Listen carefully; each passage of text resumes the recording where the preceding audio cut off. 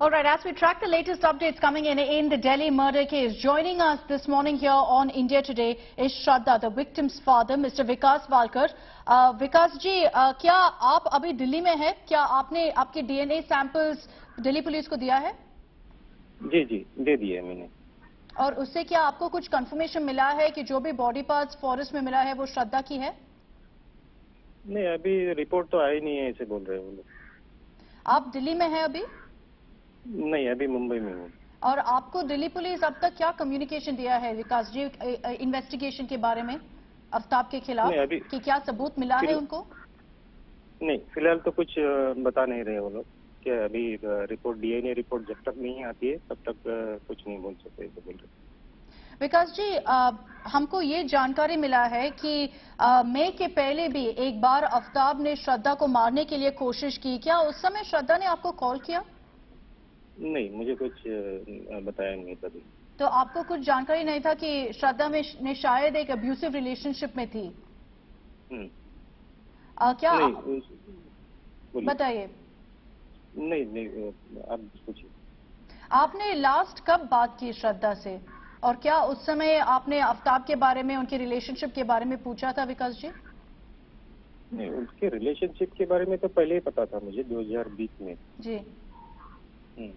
लेकिन और लास्ट बात मेरी 2021 में हुई है, अराउंड अगस्त में। और उस समय कुछ नहीं बोली थी रिलेशनशिप के बारे में, आफ्ताब के बारे में?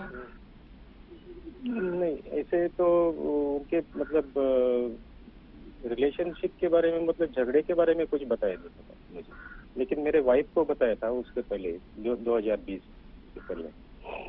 ओके विकास जी, हमारे साथ अरविंद ओझा भी है। अरविंद इस केस को बहुत फॉलो कर रहा था। अरविंद, विकास जी से क्या आपको कुछ सवाल है? विकास जी नमस्कार। देखिए, अब इन्वेस्टिगेशन में ये सामने आ रहा है लगातार कि किस तरीके से उसने एक एक करके तमाम एविडेंस मिटाए। आपने एफआईआर में जिक्र किया है, जो पुलिस को, दिल्ली पुलिस को आपने बताया था कि उसने कई बार मारपीट की श्रद्धा से।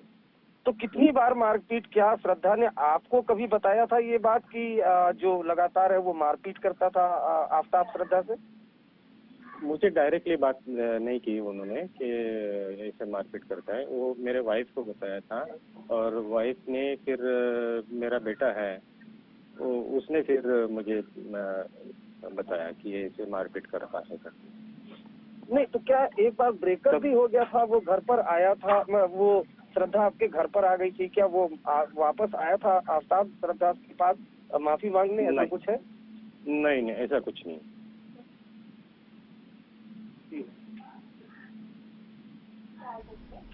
विकास जी, अरविंद एक सेकेंड। विकास जी, इसके पहले क्या आपने कभी आफ्ताब के परिवार से मिले थे?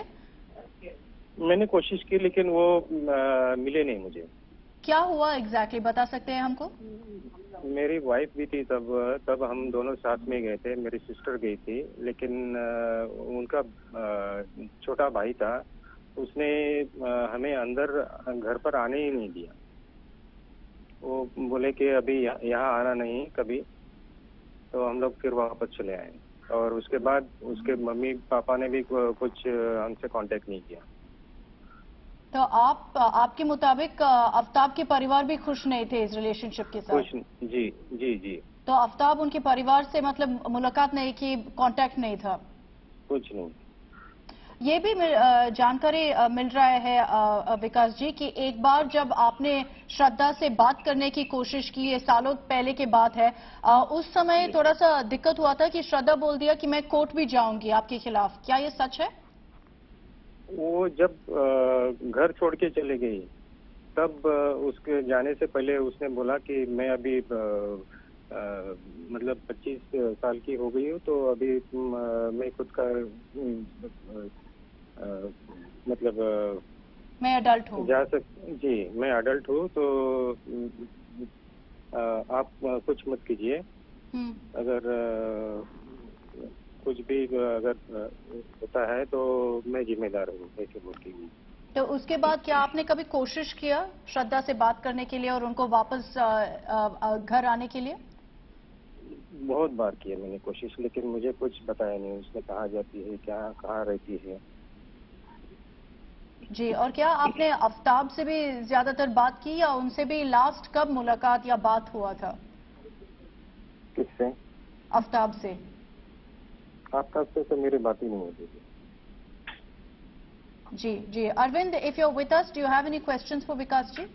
विकास जी, जब ये मिसिंग की रिपोर्ट आपने दर्ज कराई तो मुंबई पुलिस आफ्ताब को बुलाई थी, और आप भी साथ में थे जब पूछताछ इंट्रोगेशन हो रही थी, तो वो क्या बोल रहा था?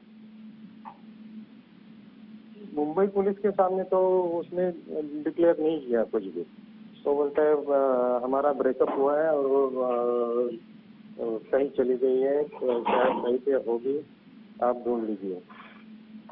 क्या उस दौरान क्या उसका हाव भाव क्या था, आपने देखा भी होगा, क्योंकि उस वक्त तो मर्डर हो चुका था, वो तो बाद में, लेकिन जी। उसका बिहेवियर कैसा था? एकदम नॉर्मल था, जैसे वो यहाँ भी दिल्ली पुलिस में भी ऐसे नॉर्मल सी बात करता है। अभी कंफ्यूज ये ऐसे मतलब डिक्लेयर करके भी वो नॉर्मल सी बात कर रहे हैं। क्या डिक्लेयर करके मतलब, आप थोड़ा क्लियर बताएं कि मैंने मर्डर कर दिया उसके बाद? नहीं, वो कन्फेस किया ना कि श्रद्धा इज नो मोर, तब भी वो एकदम नॉर्मल बात कर रहा है। कुछ डर का ऐसा कुछ लग नहीं रहा है उसको। मतलब उसको ऐसा कोई पश्चाताप नहीं था कि उसने मर्डर कर दिया? कुछ पश्चाताप नहीं था उसको। दिल्ली में और कहाँ कहाँ दिल्ली पुलिस आपको लेकर गई जहाँ आफ्ताब भी था? क्या उस कमरे में गए थे आप, उस फ्लैट में? जी जी, तभी मुझे दिल्ली पुलिस लेके गई थी, जब ये फॉरेंसिक वाले सब लेके वहाँ गए थे, तब मुझे भी लेके गए थे। तो कमरे में क्या देखा आपने, मतलब क्या क्या चीजें कैसे देखी? क्या कोई ब्लड स्पॉट था? किस तरह से कमरा था? क्या बताया कमरे में कहाँ मर्डर किया था उसने? नहीं, उन्होंने सारे एविडेंस मिटा दिए थे, हाँ, कुछ भी नहीं दिखाई दे रहा था जो इमीडिएट पता चले कि इसने ये सब कांड किया। कमरे में आपको क्या दिखा? फ्रिज दिखा था आपको जब आप गए थे वहाँ पर? फ्रिज था, जी जी, फ्रिज था, और सारे कपड़े बिखर गए थे उसके, और सामान भी पूरे रूम में फैला हुआ था। पूरा सामान बिखरा हुआ था? जी जी।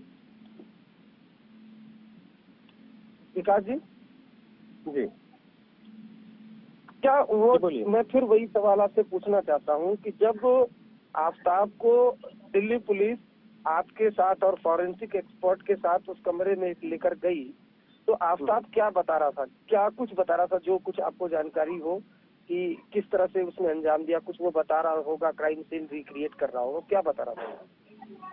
नहीं, मुझे तब उन्होंने बाहर ही खड़ा किया था, रूम के अंदर से वो इंक्वायरी कर रहे थे आफ्ताब से, और तभी मुझे थोड़ा थोड़ा सा सुनाई दे रहा था कि वो एक्सप्लेन कर रहा था किस तरह से उसने किया है सब ये।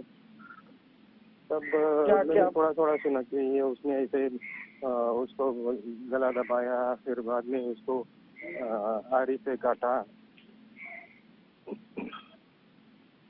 जी, और फिर फ्रिज में रख दिया।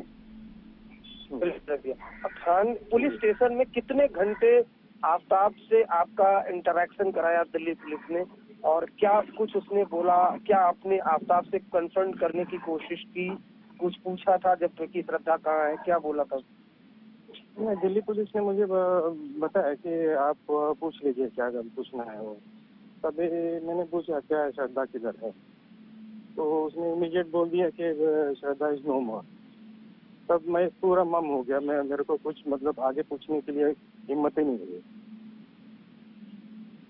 तो उसने कुछ बताया नहीं कि क्यों मर्डर किया आपका? जब रिलैक्स हुए होंगे तो पूछने की कोशिश की होगी आपने कि क्यों? नहीं, उसके बाद तो मेरी हिम्मत ही नहीं हुई। तो पुलिस स्टेशन में भी उसका बिहेवियर कैसा था? सॉरी, पुलिस स्टेशन में भी उसका बिहेवियर कैसा था? एकदम नॉर्मल बिहेव कर रहा है, कुछ उसको मतलब ऐसा डर सा कुछ नहीं दिखाई दे रहा है। अब पुलिस ये भी बता रही है विकास जी कि जब श्रद्धा का मर्डर कर दिया तो किसी और भी लड़की को लेकर वो आया था फ्लैट में, तो आपको ये जानकारियां मिल रही हैं, तो क्या आपको आफ्ताब का जो बिहेवियर देखा क्या लग रहा है? वो उसने तो पहले तो कुछ बताया नहीं, वो सामने बात अभी कुछ सामने आ रहा है कि ये वो दूसरी लड़की भी आई थी करके, ये तो अभी अभी पता चल रहा है। मेरा एक सवाल है ये, देखिए कि आपने चूंकि जो एफआईआर की कॉपी है वो इंडिया टुडे के पास है, जिसमें आपने ये सारी चीजें बताई हैं कि जब आपने श्रद्धा को रोकने की कोशिश की तो उसने भी कहा कि मैं 25 साल की हो गई हूँ, बालिग हो गई हूँ, और लगातार 2019 से रिलेशन में था, लेकिन श्रद्धा के साथ उसने कई बार मारपीट की थी, माँ को भी बताया था, एक बार वो घर पर भी आई थी। तो कहीं ना कहीं ये क्राइम के दस्तक तो थी ना, एक आहट तो थी कि वो लड़का किस तरह के, उसका माइंडसेट कैसा है जब वो एक लड़की के साथ मारपीट कर रहा है जब रिलेशन में। तो क्या आपने कभी ये सोचा कि उसको कन्विंस करें कि ये गलत है, या अगर मारपीट कर रहा है, क्या कभी श्रद्धा घर वापस आने का उसने मन बनाया था कि नहीं मैं इस रिलेशन को ब्रेकअप करके वापस घर लौट जाती हूँ, कभी तो? नहीं, मैंने तो कोशिश करना चाहा, लेकिन वो हमसे दूर रहने लगी। नहीं तो दूर लगने लगी, क्या इसमें आफ्ताब ने भी कोशिश की थी कि वो कुछ ऐसा कन्विंस उसको करने की कि आपसे दूर हो जाए?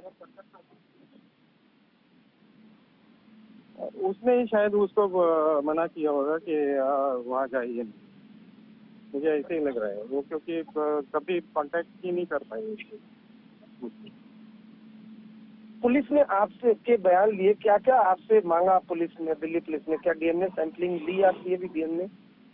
जी जी, दे दिए मैंने सैंपल। डीएनए लिया? हाँ, डीएनए के लिए वो भेज दिए उन्होंने सैंपल।